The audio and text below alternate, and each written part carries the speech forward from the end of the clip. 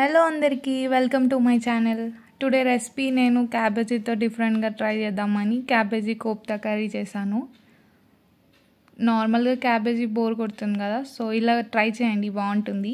ముందు cabbage cut చేసుకొని దాంట్లో కొంచెం సాల్ట్, పసుపు అండ్ మీరు తినే స్పైసెస్ బట్టి కారం యాడ్ చేసుకొని దాంట్లో కొంచెం గరం మసాలా, అలాగే కొంచెం ధనియాల పొడి, ఒక 1 spoon ginger garlic paste, 1 cup శనగపిండి వేసుకొని మొత్తం మిక్స్ చేసుకోండి. కొంచెం వాటర్ యాడ్ చేసుకొని ఈ కన్సిస్టెన్సీ వచ్చేంత వరకు మిక్స్ చేసుకొని చిన్న చిన్న బాల్స్ మీకు నచ్చిన షేప్ చేసుకొని ఇవి చేసుకునే లోపు ఒక ప్యాన్ తీసుకొని ఆయిల్ పెట్టుకొని అది హీట్ అవ్వనియండి. ఆయిల్ వేడైన తర్వాత మనం ప్రిపేర్ చేసుకున్నవన్నీ వేసుకొని గోల్డెన్ బ్రౌన్ కలర్ అయ్యేంత వరకు ఫ్రై చేసుకోండి.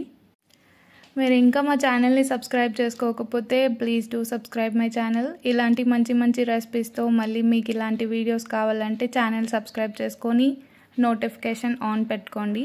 మేము చేసే ప్రతి వీడియో మీకు నోటిఫికేషన్ ద్వారా వస్తుంది. ఇప్పుడు ఇవి ఫ్రై అయిన తర్వాత తీసేసుకోవడమే. ఇంకా వీటిని ఇలాగే కూడా స్నాక్స్ లాగా కూడా తినొచ్చు, లేదంటే సాంబార్ చేసినప్పుడు ఫ్రైస్ లాగా కూడా తినొచ్చు డైరెక్ట్గా.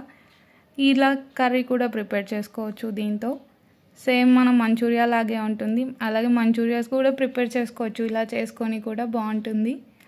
ఆయిల్ ఎక్కువ ఏం పట్టదు, బట్ మనం కొంచెం కార్న్ఫ్లోర్ వేసుకుంటే ఇంకా క్రిస్పీగా వస్తాయి. ఇప్పుడు ఆయిల్ కొంచెం తీసేసుకొని దాంట్లోనే మొత్తం గరం మసాలా అన్నీ వేసేసుకొని ఆనియన్ కట్ చేసి పెట్టుకున్నాను. 1 ఆనియన్ వేసుకున్నా.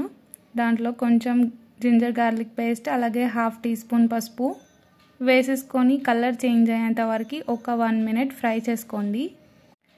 ఇది బాగా ఫ్రై అయిన తర్వాత ఒక 2-3 టమాటోస్ కట్ చేసి పెట్టుకున్నా నేను, అది వేసుకోండి. లేదంటే ప్యూరీ చేసి కూడా వేసుకోవచ్చు, బాగుంటుంది.